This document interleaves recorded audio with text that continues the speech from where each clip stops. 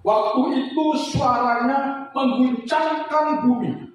Tetapi sekarang ia memberikan janji, satu kali lagi aku akan mengguncangkan bukan hanya bumi saja, melainkan langit. Apa yang dimaksud dengan ayat ini? Kalau kita lihat selama ini bahwa yang sudah seringkali kita alami, kita lihat sendiri, kita dengar melalui berita adalah bahwa bumi kita sudah berkali-kali mengalami guncangan. Pada beberapa hari yang lalu ada gempa bumi di wilayah Kabupaten Sanggau yang titik koordinatnya pada waktu itu di Bonti, Pak. Baru-baru ini setelah di Sinang di Bonti semakin dekat. Berapa kali lalu di Desa Riau, Tuhan menggoncangkan bumi, ya, baik melalui bencana alam. Kita melihat di awal tahun 2026, Sumatera di 3 provinsi diguncang habis-habis. Provinsi Aceh, Provinsi Sumatera Utara, Provinsi Sumatera Barat mengalami guncangan, maksud saya, dengan menelan banyak korban nyawa, belum lagi kerugian secara materi.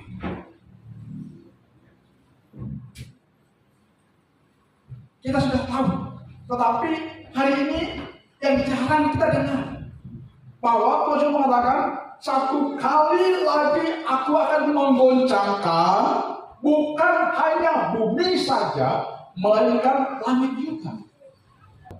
Kita akan mengalami guncangan di langit. Saudara tahu, kita sudah masuk dalam zaman teknologi mutakhir.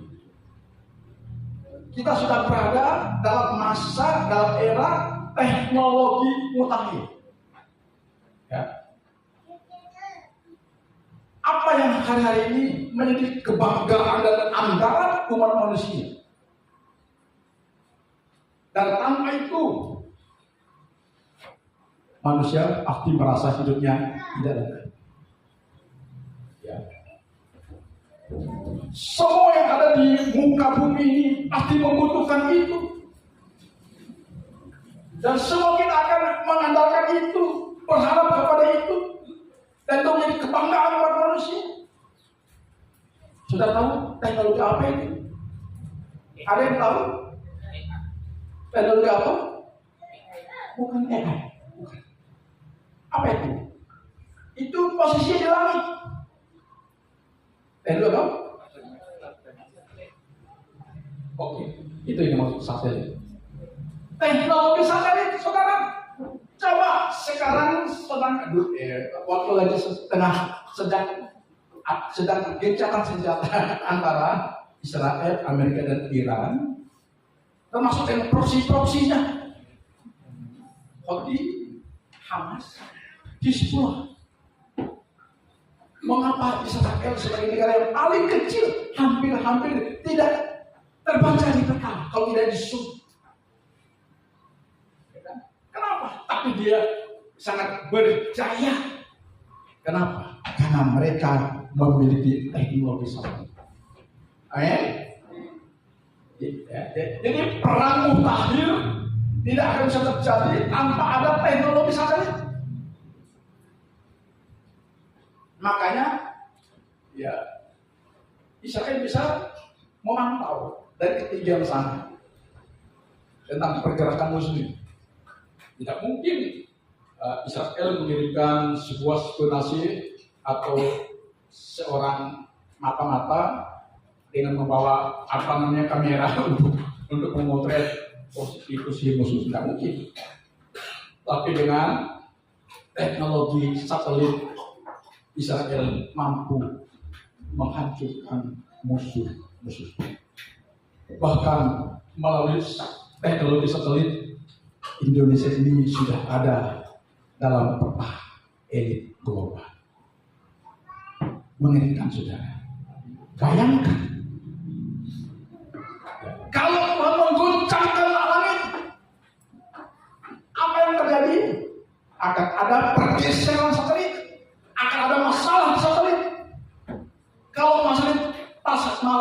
maksudnya. Kalau satelit bermasalah, mengalami guncangan karena intervensi daripada sang ilahi, yaitu Tuhan itu sendiri, sesuai dengan nubuat Alkitab yang mengatakan tadi, satu kali lagi akan menggoncangkan bukan hanya bumi saja, melainkan langit, dan akan tiba saatnya langit akan digoncang dan dampaknya adalah satelit bermasalah. Coba bayangkan kalau satelit tidak berfungsi, apa yang terjadi? Lalu dapat dibayangkan dampak.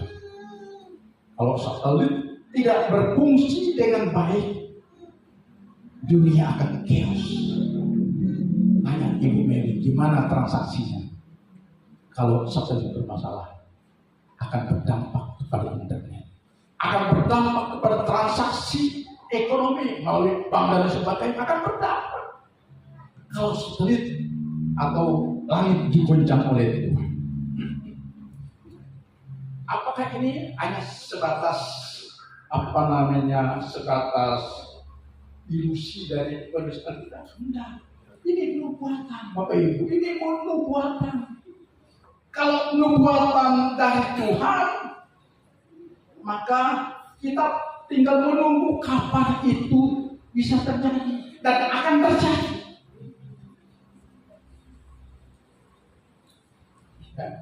Akan terjadi. Dan kebanggaan ini, andalan manusia ini akan suatu saat akan Tuhan goncang.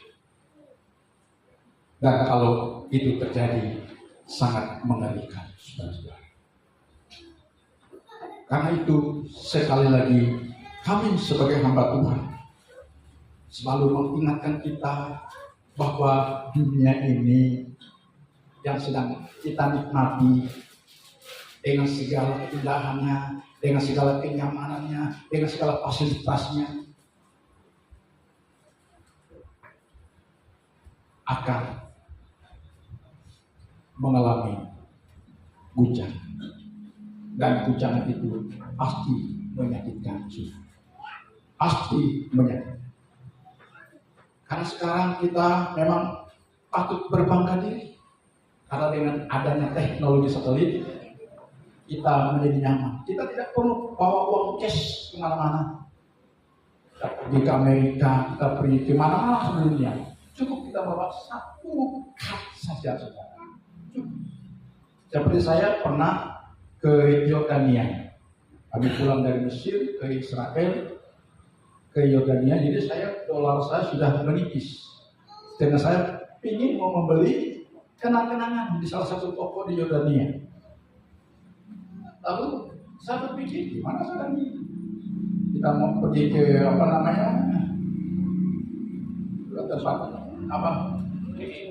Ya, sudah nggak ada apa lagi. Pergilah saya ke kasir, daftar dompet saya. Dalam bahasa Inggris, walaupun boleh potong, boleh potong. Apakah ATM saya ini bisa berlaku di sini?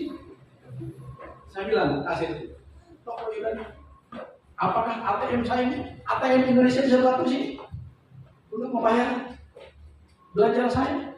Oh bisa, katanya. Saya serahkan, dia minta saya pegang ini, bisa sudah. ATM saya bukan ATM BCA, bukan. ATM-nya apa?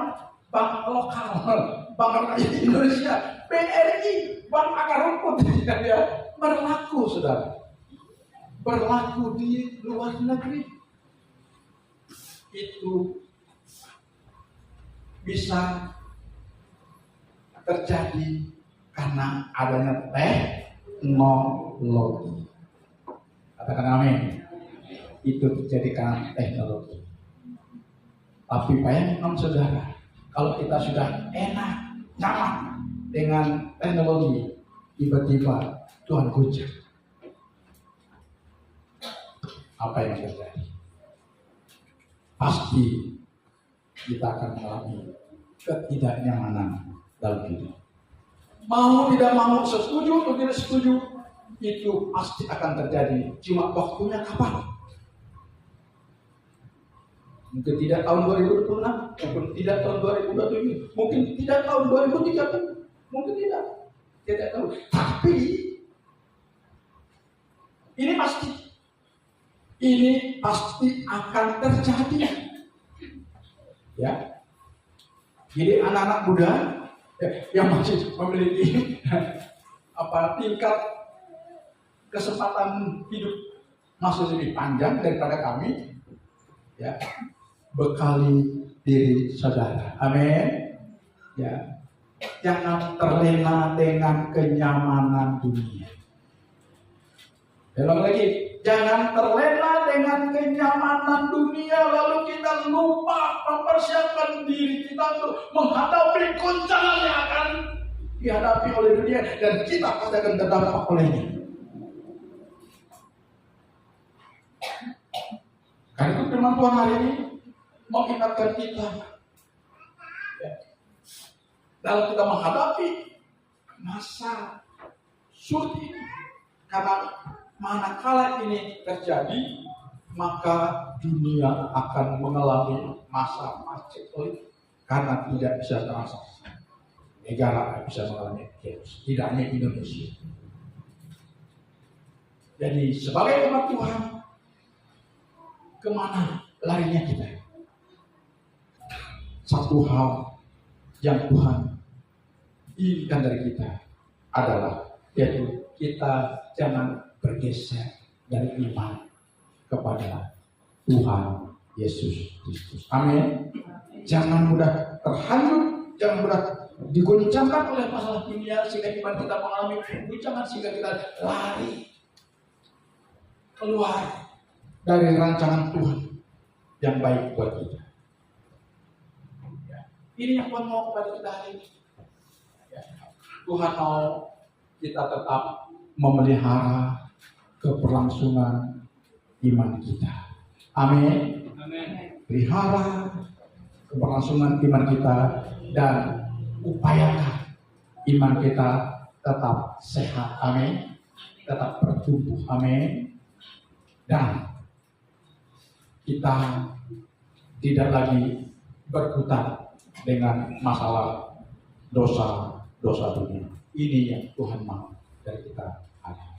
Percayalah, jika kita sudah menyerahkan seluruh keberadaan dan perjalanan hidup kita ke dalam tangan Tuhan, dan kita sudah ada di pikirannya Tuhan, kita sudah ada di hatinya Tuhan, kita sudah ada di tangannya Tuhan, niscaya kita ada dalam rancangan Tuhan yang terbaik. Dan kalau kita sudah ada dalam rancangan Tuhan yang terbaik, percayalah, kita akan menerima penggenapan janji Tuhan kepada kita. Caranya bagaimana?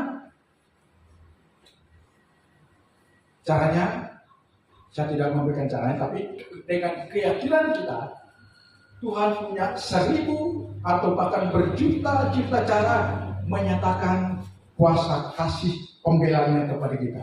Orang yang percaya, bergantung, berharap, berlindung kepada percaya. Jadi ini bagian kita, Bapak Ibu Saudara. Ya, kita bukan lagi warga dunia, kita warga kerajaan surga. Kita telah menerima janji perlindungan, penjagaan, pembelaan Tuhan kepada kita. Karena itu bagian kita hari ini, mari tetap berbuat keimanan kita kepada Tuhan. Amin. Jangan pernah bergeser sedikit pun. Jangan kita mau tinggalkan Tuhan, berpikir untuk meninggalkan Tuhan pun jangan. Malah kita semakin kuat sebagai kebutuhan Tuhan. Ini yang harus kita lakukan. Semakin hidup benar kepada Tuhan. Semakin kita mengupayakan diri kita berkenan dalam pemandangan Tuhan. Ini yang Tuhan mau kepada kita. Ya, percayalah bahwa kita akan menerima yang terbaik dari Tuhan. Haleluya, haleluya, haleluya. Haleluya.